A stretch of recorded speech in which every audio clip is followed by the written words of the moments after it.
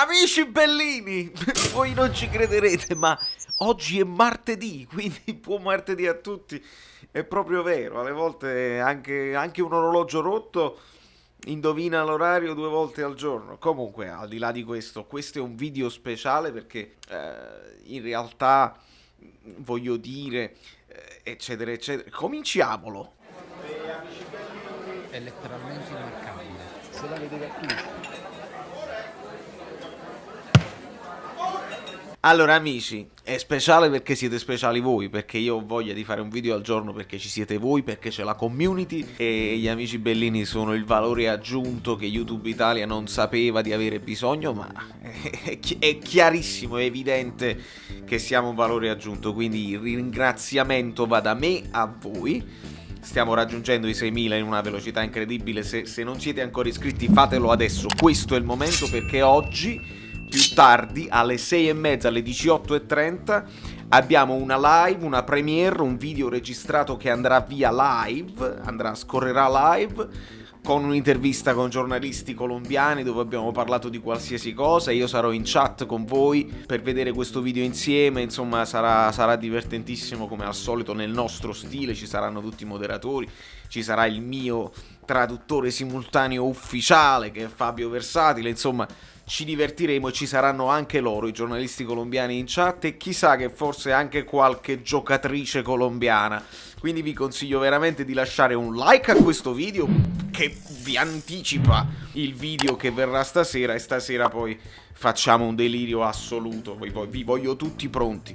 Ma in questo video noi dobbiamo fare approfondimento tattico preventivo, dobbiamo fare delle ipotesi di formazioni perché l'emergenza è assoluta e dobbiamo capire un pochino, anche cercare di intuire rispetto a certe parole di Gattuso nelle ultime interviste, nelle ultime conferenze, cercare di fare delle ipotesi e chiederò a voi nei commenti quale vi sembra l'ipotesi più plausibile, quale quelle insomma che Gattuso sceglierà contro l'Atalanta, oppure quella che voi vorreste nello specifico per affrontare l'Atalanta, perché ragazzi è una semifinale di ritorno che ci potrebbe portare alla finale e sebbene Gattuso abbia detto ma sai in realtà la nostra priorità è il campionato, il ritornare in Champions, la società mi ha chiesto questo, lo staff mi ha chiesto questo, potrebbe essere anche pretattica. A me non piacciono questo tipo di dichiarazioni perché sembra che la affronti in maniera anche... Vi ricordate Benitez? Vi ricordate Benitez contro il Bilbao che disse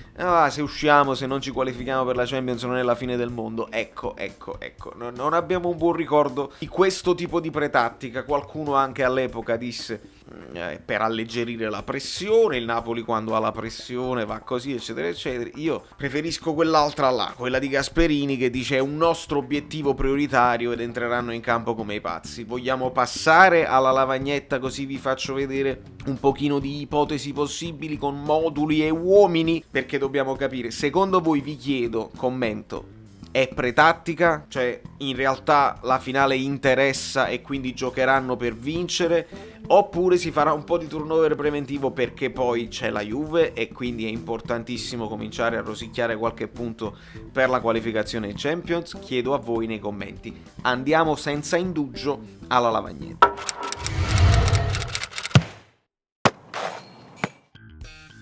Allora amici bellini, ho più dubbi che certezze, sia il modulo che i giocatori in campo, abbiamo tanti dubbi, quindi dobbiamo fare delle ipotesi, non possiamo fare altro che delle ipotesi, questa volta è complicata indovinarla. Quello che credo non ci sia dubbio è il portiere. Ci mettiamo Ospina e lo mettiamo, cerchiamo di non metterlo qua al limite dell'area, mettiamolo in porta perché il solito gioco del fazzoletto di vorrei che non si facesse specialmente con l'Atalanta che ti pressa come un dannato. Abbiamo sofferto il piccolo pressing del Genoa in quelle due occasioni, perché farlo con l'Atalanta? Se vogliamo considerare e ipotizzare un 4-3-3, ok? Abbiamo varie possibilità. Confermare Di Lorenzo a destra, anche perché Malqui non c'è più. E poi abbiamo il dubbio, ovviamente, Amani qui, Maximovic da questa parte, e qui ci puoi mettere Mario Rui, ma ci puoi mettere anche Yusai, e vi spiego perché. Perché un uccellino mi ha detto che addirittura potrebbe andare Yusai qui e Di Lorenzo qui. Ragazzi, Di Lorenzo, che è il giocatore, il difensore, forse uno dei giocatori che le ha giocate più di tutti, ne ha saltata una per squalifica se non mi sbaglio, ma un minutaggio altissimo e non ha avuto mai un po' di riposo, e lo sappiamo perché ogni tanto soffre anche lui di non poter staccare mentalmente, il fragile mentalmente. Di Lorenzo sarà il jolly di questo momento di emergenza, perché se succede un raffreddore, uno sternuto, inciampa per le scale, Di Lorenzo andrà al centro, la prima scelta sarà lui, e Di Lorenzo può essere anche una scelta a sinistra, visto che in questa zona probabilmente agirà Ilicic, e capisco magari Yusai più bloccato, Di Lorenzo tende ad avanzare, però non lo so, mi fido dell'uccellino, potrebbe essere una soluzione, o Yusai o Di Lorenzo qui a sinistra, uno dei due si deve adattare. Quando lo fa Yusai io soffro, e Yusai secondo me a destra un pochino meglio, quindi diciamo così, va? Diciamo così, qui al centro, qui è interessante, perché io ci metterei Demme, no?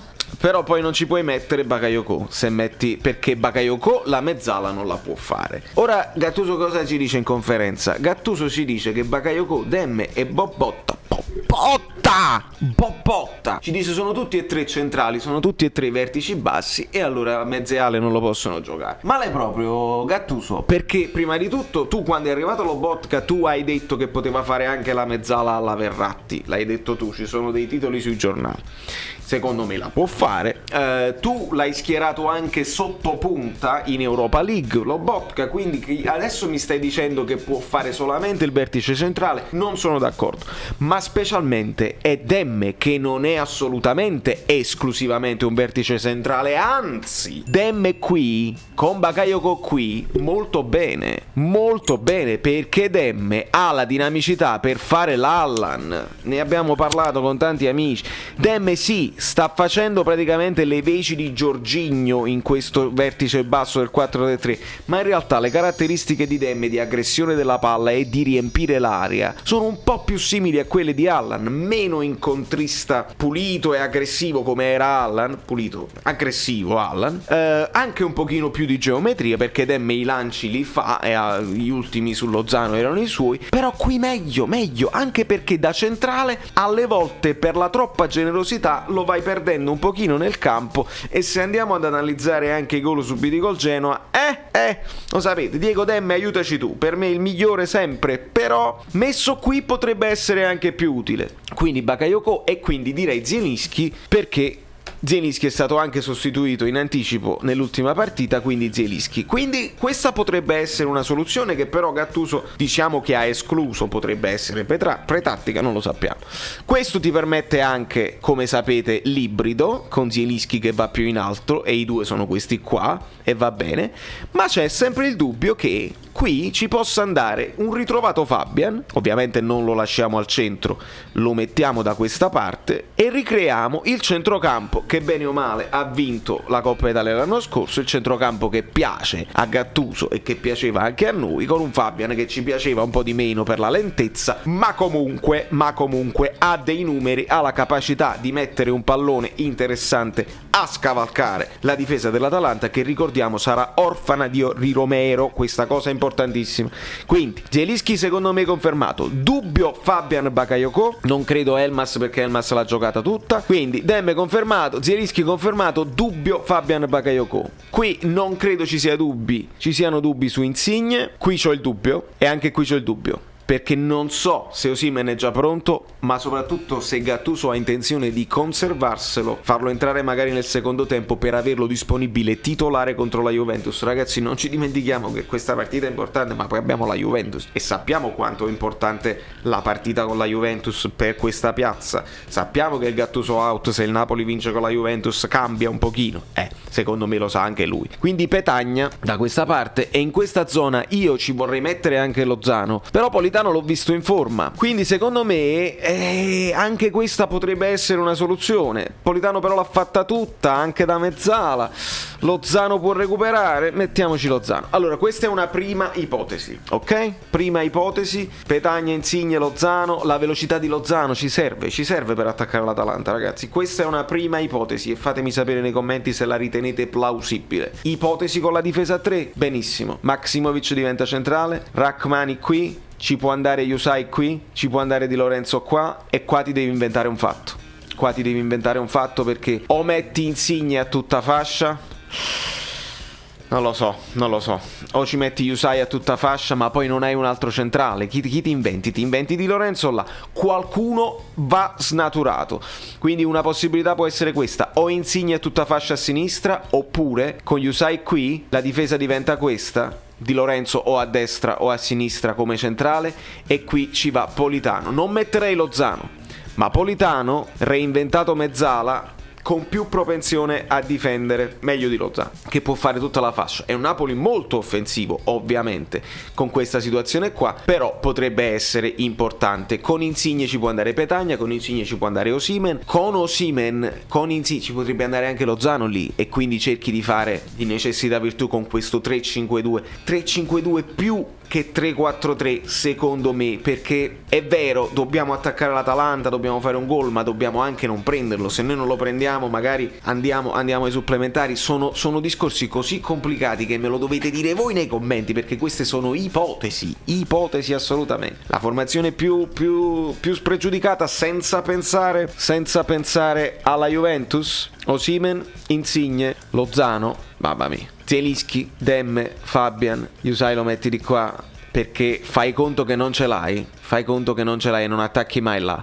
Però con Yusai, con Insigne vicino, non con Lozano vicino, che è molto diverso, con Zielinski vicino, attenzione, seguitemi bene. Questa potrebbe essere la formazione se tu vuoi andare là a vincere, li vai a sorprendere. Fatemi sapere voi nei commenti, ragazzi, e ci vediamo, ma lo sapete quando ci vediamo alle 6:30 su questo canale, quindi iscrivetevi, campanella, promemoria e tutte le cose belline. Fatemi sapere nei commenti che ne pensate della formazione anti-Atalanta, e fatemi sapere se siete iscritti anche al canale Telegram, perché se non partono le notifiche di YouTube, so che ad alcuni non partono le notifiche di YouTube, io ve la lancio sul canale Telegram, quindi dovete fare tutte queste cose belline. E poi, dato che stasera è martedì, c'è anche la Coppa Italia, quell'altra, e Juventus sì, perché la Juventus ha fatto 2 gol in trasferta. Faccio la telecronaca se raggiungiamo un certo numero di like, ma non vi dico quanti like, voi cominciate a lasciarli adesso e dopo nella live. Da New York, Valerio Fluido è tutto. A Camacil, Popotta, dove sei? Perché non può giocare Popotta? Che sta succedendo? È in sovrappeso, lo dobbiamo multare. Stai facendo la fine di Gulam, stai facendo la fine di Marquit. Gattuso, dici, perché nessuno ti chiede le cose? Perché?